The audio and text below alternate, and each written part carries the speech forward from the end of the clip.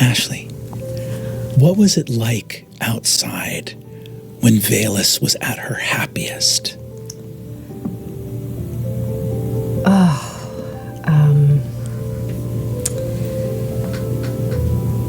There was a lot of light, a lot of sun.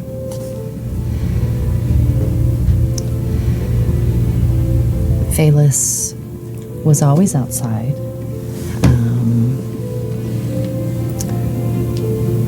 Sunning, dancing, not a care in the world, freer and lighter than we've seen her, the hope of youth, and she hasn't felt the loss, and she just feels lighter and freer. Something as light as a ribbon, made of pure silk, white and red and gold and blue, twining and twining and twining in a dance. A massive, carved, moss-covered pole as your sister Maywin looks at you and goes, 1, 2, 3, 1, 2, 3, under and over and under and over, braiding and braiding and braiding as you dance in this glade moss under your bare feet. And suddenly, a small globe of light as your brother, Arthas, bam! Just clothesline into your sister, tumbling over her as he catches something thrown from the woodline. And she goes, "You, Claude, you oaf! We had the dances tomorrow. The spring ritual is tomorrow." He catches it and says, I won. Your brother, you see he has golden and green skin that merges up almost into what would look like this sort of bright red hair. Your sister is sort of lavender and then bright spring yellow, but you see her face flushes with red as she looks at him and says, "Keep your game to the woods where it belongs." You see a number of elven youths from the woodline go, Sorry. Come on! You see, they say, "You want to come play with us?" Yes, I do! But I can't! Your brother looks down and says, "You could, you know. You know the dance well enough." Maywin, Don't. please. Just for a little bit. She looks I know all of the moves. I know everything I'm supposed to do. Please. She looks at you. 3, 2, 1. Grabs the ball from your brother and says, Go long! Book it. Take off, bare feet. Just so used to running outside, stepping on rocks, just light as air. You see that where you run, you and your sister leaving from this ceremony of Salandri, your mother, the goddess of life, you wonder if your goddess would be cross at you for abandoning this ritual. But looking behind you in your footsteps, flowers bloom wherever your feet walk. You, at the end of play, sweat across your brow. You see these young elven youths, their hair and skin red and gold and violet and green and purple and every color floral like a forest or a garden in bloom. And you look out and see your mother smiling at you. As you collapse, she brings a silver platter of fruit. Off in the distance, you hear the voice of your father. She looks at you, your brother. I'm so tired. And you see that she puts this food in front of you. Oh, this looks delicious. Ever ready. You need your energy for tomorrow, so eat up. I just pile in, just a mess, just taking in the food. Juice running down your chin. She looks at you and says, touches her temples, and you see her eyes go white for a moment. She smiles. You're very young, but I should probably teach you how to remember. What will I need to remember for her? She says, I myself am 600 years of age, and when a moment is perfect, I just like to remember it And you see, looking at her 3 children, she smiles, her eyes go wide again as she remembers this moment. With no sleep, it's so important to remember. And what I would like, Valus, how many times in your nightly trances have you tried to remember that moment? Every single night. In your trance, you know the threat. Over centuries, you can lose moments like that. Too many years.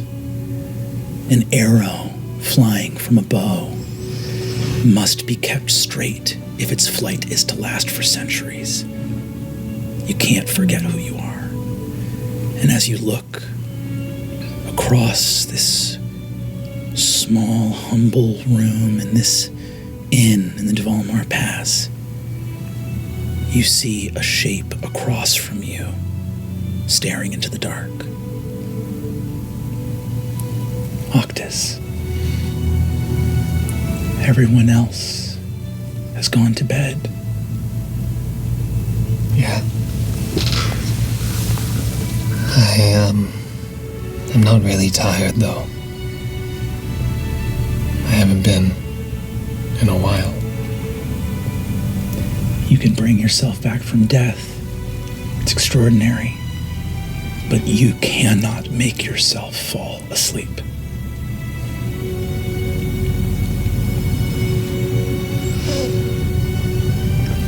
Amen. Do I see that Valus is awake? You do. Sorry if I'm keeping you up. No, it's nice to have company. I just... You stopped sleeping. I guess it's... I just haven't been tired. Or I'm always tired. I don't know which one. I've always thought sleep was a waste of time anyway. Yeah, I can see how that would... Do you not sleep? Not really. I sort of go elsewhere. Yeah. I dream. I think about time past. Try to remember. Okay, that's,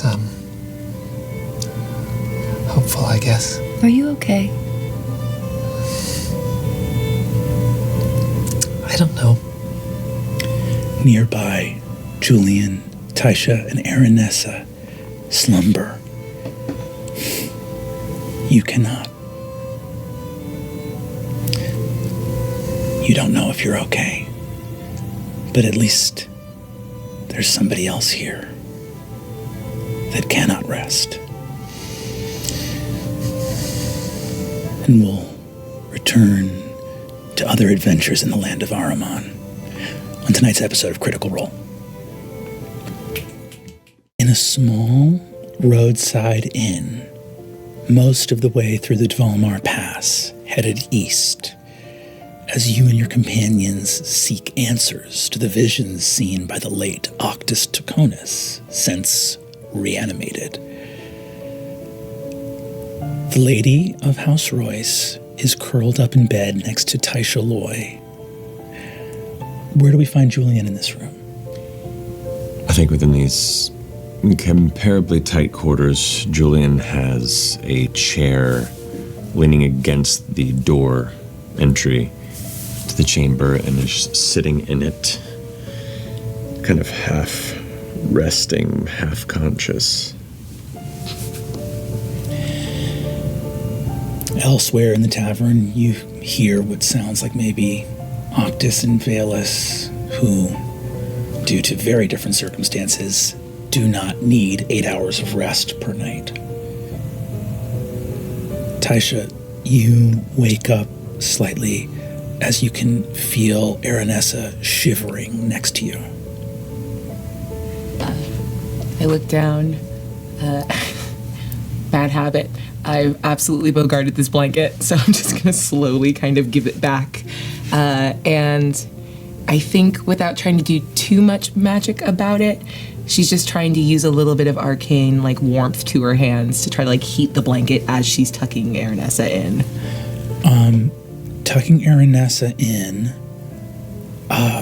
your hand passes over her ribs on the side of her chest, and you can feel her ribs slightly exposed and realize that you haven't seen Aranessa like drink water or eat in like a couple days. Her composure has been like through the roof. She's been very, very composed, but I think you realize that she's living in a degree of panic that she has not been able to like keep anything down or move through the world in any kind of like reasonable way. You see that she's like struggling, sick. I'm gonna kind of like pop my head up. Do you look... Oh, and you're up.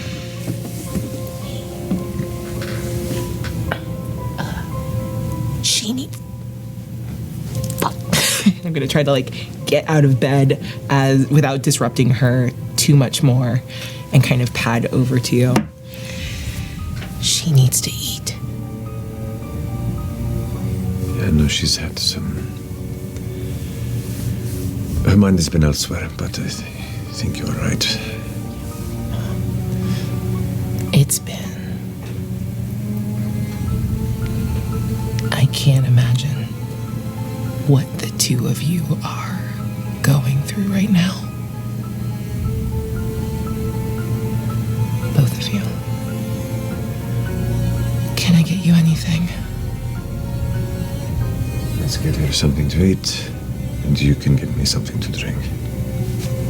Okay. And I'm gonna like clap you on the shoulder with those hands that are just a little too warm, I think, at this point. Be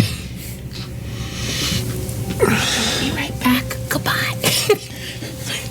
And just slip out and try to go down to the tavern to try to get some food and something to drink. Make sure the window is locked. Window's locked. Heading downstairs. It's a late hour, but you guys are able to get some food ready at this moment. There's like a very, this is a roadside tavern, one of the main highways from the fallen empire of Oberdemia to Kahad. So there's meat and bread and plenty of potatoes and things left over from earlier today. You're able to get plates and come upstairs. And Julian, not necessarily to your liking, but there is a sort of room temperature dwarven ale here at your disposal.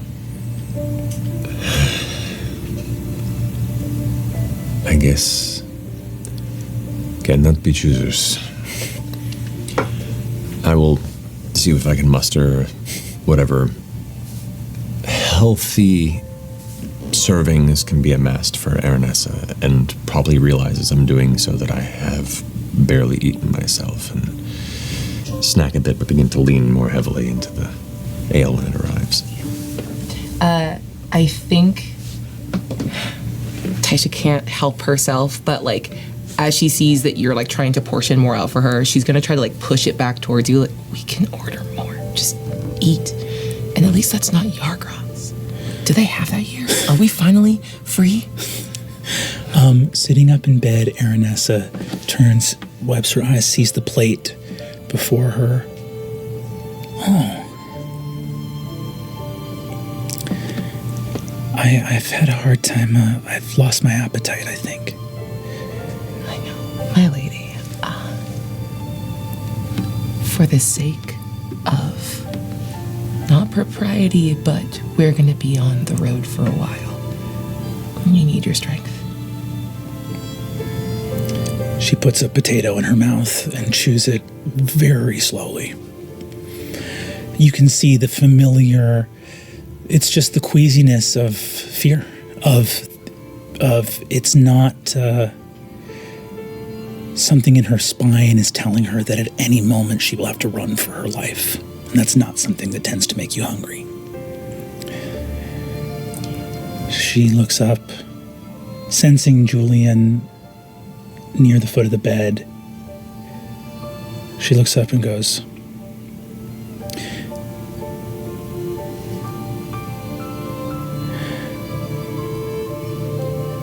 "When the Royces die, we were told that, should we wish it, a golden boat would bear us across a bright river to Fairy.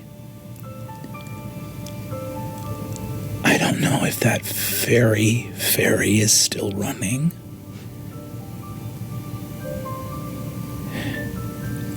Forgive my religious ignorance. Do you think he's already been reborn?"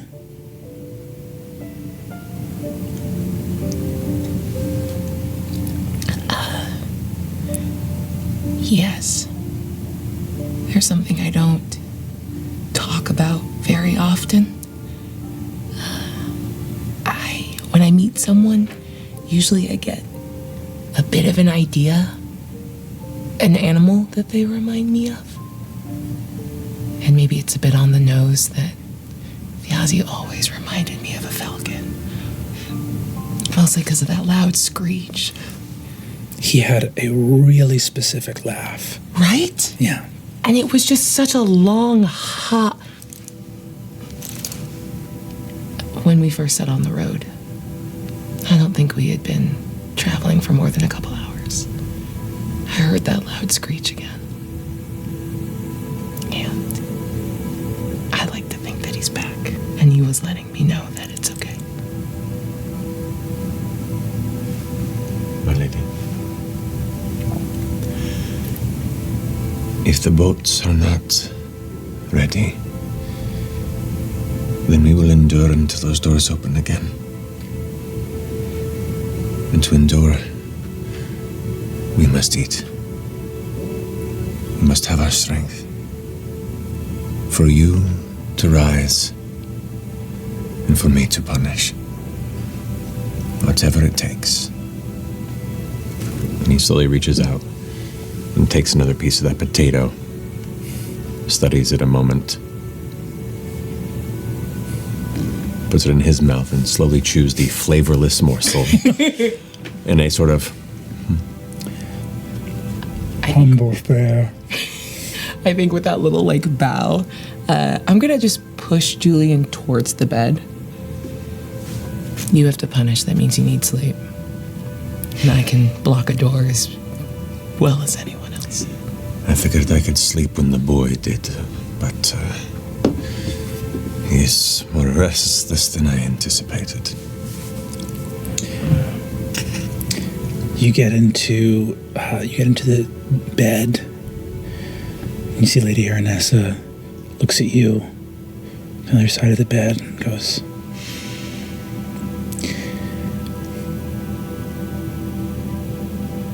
"They killed our family.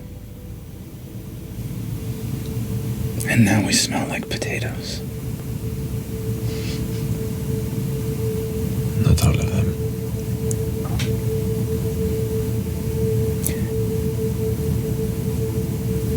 I wouldn't be frightened to look for that golden boat if you were by my side, Julian.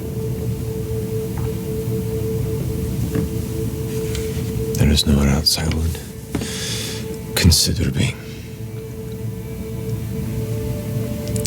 To strength, and I suppose punishment. And she closes her eyes. And we will return here on another episode of Critical Role. Yeah. 3 days of travel have elapsed as your band has made your way east through the Dvalmar Pass, through the ancestral dwarven lands of Kavros. Tall mountains peaked in snow. The wind whips through the mountains, especially as you begin your descent from the sort of summit of the pass, high in the middle of your journey. It's 3 days across the pass, and descending now, the cold winds of Helvar that have whipped up across the vastness of the endless night, the cold, frigid air of a land that does not know the touch of the sun. And of course, the storm rack to your south, hearing endlessly the fall of eternal rain on mountains that have known a ceaseless storm for 70 years. Towards the eastern edge of the pass, what state do we find our adventurers in, making their way under heavy cloaks, some of you disguising your noble lineage, unsure what dangers possibly await you here on the road? It's, Julian likely looks not quite as rough as you probably in realistic sense, but... Too soon. I know. But I'd say at the very least, he's not gotten much sleep in recent days, trying to remain as vigilant as possible for a number of folks within this grouping, and is showing a bit of wear on his face. As the cold wind hits, he kind of bundles up heavily. He's kept himself quite heavily obscured from any recognition. His markings of his house all removed and kept away from any passing eyes. He's also been, I say, along the ride, probably keeping vigilant eye on the road ahead and kind of helping scout where need be, though likely probably challenged at times by other capable people. No, probably not. Yeah. At this point, I think we just kind of let him do it a little bit because he's got to have something. How's Taisha looking? I think the first 2 days were Taisha's mourning period. Every time she leaves Dol Makyar, she has to put down the version of herself that was with Hal and her kids and the world and family and life that she knew. But right around day 3, especially with the storm and the cold and how uncomfortable she is now, this is the opposite of home, and Taisha is becoming herself again. So she's actually a little more chipper. She's whistling birdsong for like local fauna that's here, and occasionally wants to go and help scout ahead, but you're doing a very good job, so she's going to let you continue to do that. And mostly will stay tight to Aranessa and will help keep an eye on her because she knows the other travel companions are a little more self-sufficient out here on the road. How's Valus looking? Valus sort of takes up the back of the group and is constantly scanning, just never stopping. Very much used to traveling these parts and going on long journeys like this alone. So having companions here is weird and new and different. But the few days that I've spent with these people and seeing what they've been going through, she's trying very hard to maintain distance and not get close. Aranessa bears the name of a house that rose up against the god of the sun. And I think that she keeps a polite distance as well. I think maybe she's offered you to pour your goblet one of these nights at a roadside inn. And that's about the extent of the warmth that she has shown. Fair enough. Octus.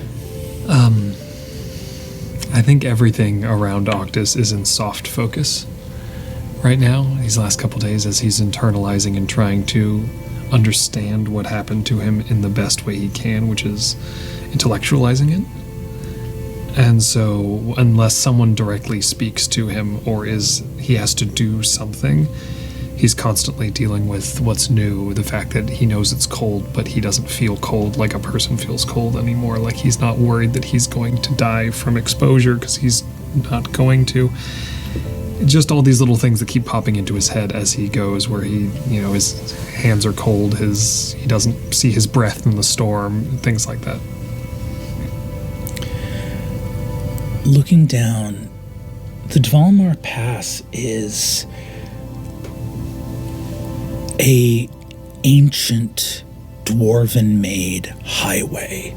It runs over the top of the mountains and is of sort of a strange type in that it is a gift. The dwarves' roads ran deep beneath the mountains. They needed this path for nothing at all. But in sort of ancient times created this road such that there would be a way for the Obradimian Empire to come and aid them at the western edge of their border. It was made for the human might of the old Obradimian Empire to come west. And thus, this ancient part of it is much grander and filled with these sort of ancient dwarven statues.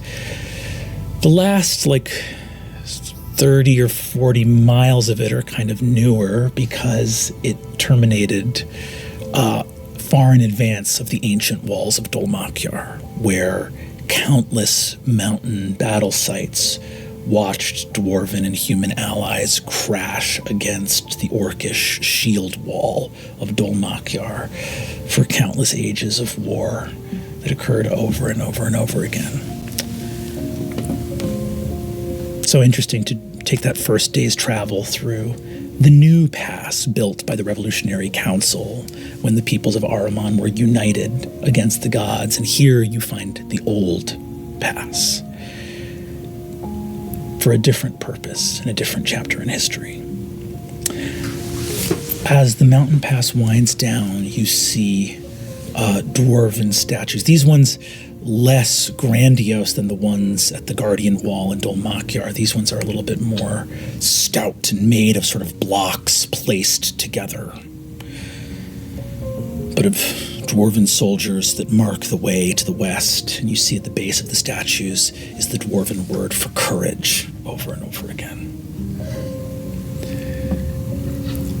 Looking down, snow gripping the road here, you see that, like the pass has many places, small inns, general stores. You can't really go more than an hour's journey. Even through parts of the wilderness, you'll travel for an hour or two, and another shop will be there or something else, because all of the wealth of Kahad and the sundered houses funnels like an artery through this pass. Looking down here, you see that there appears to be a snowfall or some kind of collapse in the mountains that has momentarily blocked the road, and you can see that there is a few dwarven guards that point up to an attendant pass off the mountainside, directing people around the landfall. Some people are moving through. It seems that there's still enough space for the main pass to be useful, but you do see some banners down there. Anyone who wants to can give me a perception check. Take it as I'm scared.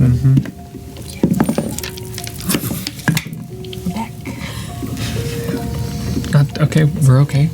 17. 16. 16. On a 16, Taisha, you look down and see some banners of what looks to be the Revolutionary Council down there. Octus, you see one banner of your house flying down there. We don't go down there. We shouldn't go down there. Why? Family. Why on earth would that be a problem? I'm just kidding. Is that the first joke I've ever heard? Okay. Make jokes all the time. We don't know each other that well yet. All right. You've been in the back. Do you recognize any family present? Not that I can see, but I do see the banner. Down, boy. Too soon. I know what you want. If they were there, I'd tell you. I hope you would. Just be vigilant. I will as well. Do any of you read Dwarven? Speak or read Dwarven? Do I? No. You see some words. Help. I know. You see some words in Dwarven as you pass by. And you see riding around, there's a small village, Adzar, dwarven village that has a pass that joins the Dvalmar here, and then a longer mountain pass that goes around that is not moving a little bit faster, essentially. It's a little detour to get around the collapse away from where this Taconis banner is flying. It will only add probably like 2 hours to your trip, but it'll get you away from where you need to go. Moving through Adzar, which is a small little dwarven trading village and has some views of these storm-racked southern mountains. It might have been beautiful once upon a time. Now it's sort of a grim visage. You see here in this place, facing the storm rack, a massive dwarven cliffside that has several shattered statue bases around, facing to the south here. And you see that hanging, some of them are like more than 100 feet up the cliff wall. This place by the village is filled with lanterns. Silver, tin, some gold, bronze made of various different metals, some glass, some open. And there is dwarven writing all over this place. You see one phrase repeated over and over and over again, but there is a ton of dwarven writing all over the cliff, and many written on the base of the shattered statues. Are there any people in this little like trading spot? You see that there is an older dwarven woman who comes up, and you see lights one of the lanterns and is praying at the wall. Yeah, I'm gonna splinter off. I want to go talk to her. You go and talk to her. Are you wearing any indication of being a member of the Old Path on you? I think when she like lowers her hood, she will have something around her forehead, knowing that she'll probably only show her face in cold weather, and very specifically has her cane out. Gotcha. So these are some symbols of the Old Path, but not any super recognizable ones. You walk up to the old dwarven woman.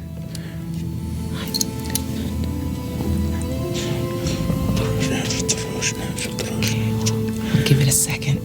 Just realized I came in the middle of a. Oh, it's like watching jump rope where you're like, I don't know where to jump in. She turns to you and goes, I'm so sorry. I didn't want to interrupt. She speaks to you in a sort of broken Orcish, a broken Kahadi. She goes, yes, you are lost to the pass collapse. No. This path will lead you back to Dvalmar. Thank you. My name is Taisha. I'm a druid of the Old Path. You see that she sort of moves back for a moment. Can I insight check her? Yeah, give me an insight check. Same thing. 16. 16. She withdraws, and you recognize that you are looking at someone of the faithful. Cool. Then I'm going to try to flag her. Sorry, I was just wondering what the phrase, and I want to point at like wherever I see it repeated enough so I can point out the pattern. I mean, no disrespect. Come back.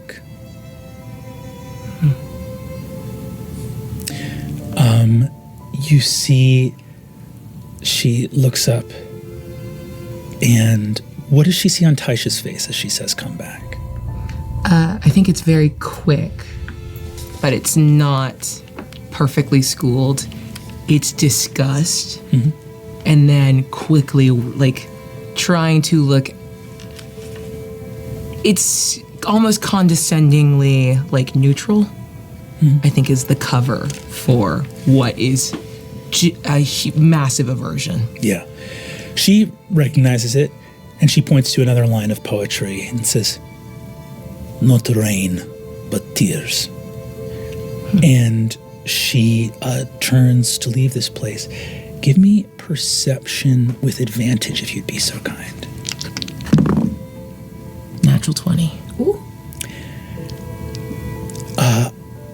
These shattered statues of devotees of Trojana, goddess of the forge, were shattered, and you can see that there has now been writing, and these lanterns have been left here as a mark of contrition, atonement, sorrow.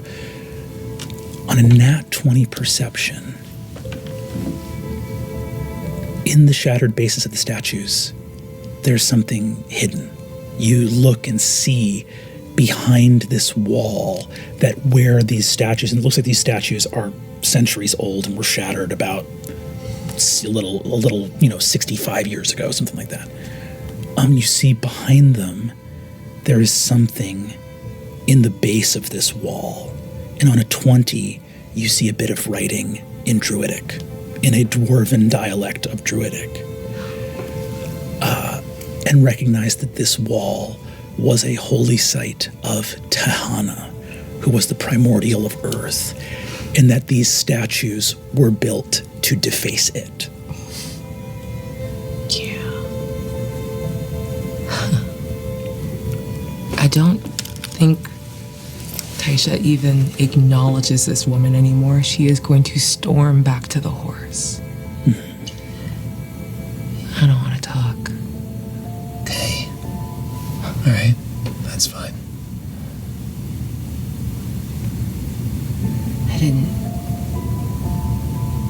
I can hear you breathe. I used to hear you breathe. Yeah. Doesn't really happen anymore. Well, I mean, when I talk, I do have to breathe air across the vocal cords, which cause the sound of... Never mind. Okay. Fuck. What's wrong? And I explained what I saw. Oh, I'm sorry. It's not your fault. I know. It's not even her fault. She's just so desperate to go back to what they remember, even if it was worse. Yeah. My eyes flick over in the direction that I last remember Valus being. I'm just staring this whole time. Have been watching this whole exchange with Taisha. Never taking my eyes off of her. Give me a perception check. You can do so with advantage. It's pretty good. Let's go. All right. 24. Let's go. You look at Taisha. You're not taking your eyes off her at all. You realize that a village that cannot help but be forced to see the storm rack would attract a certain kind of person. These are people that do not want to let go. You can recognize that. And I think on that, Hop off my horse. you hop off your horse.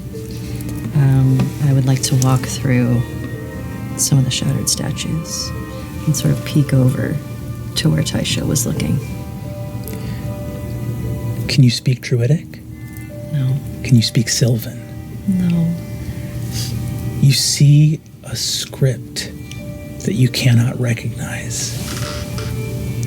You remember the shape of the letters. It is in a different script than the Dwarven written here over and over again.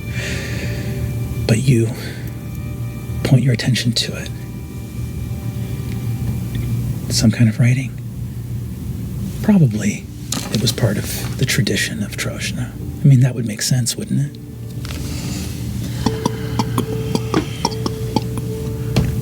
What are you looking at, Dove? I don't know.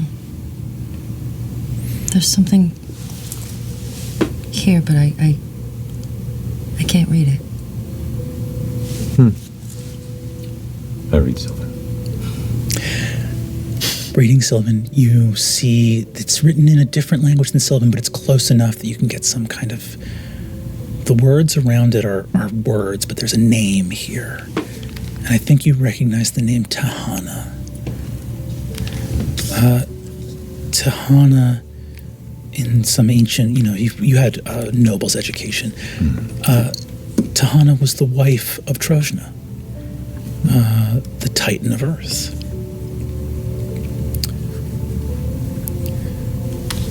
And I think you look at it and just see it only was revealed from the destroyed statue here. Aranessa calls out, I think we'd best go. And she looks out and sees the old woman dwarf speaking to, looks like a granddaughter. It says, best not to tarry. She looks at you, Taisha, Aranessa, and goes,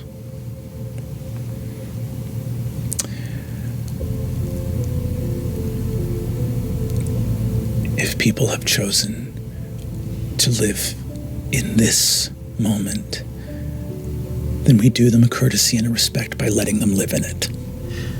And she gets her horse moving along.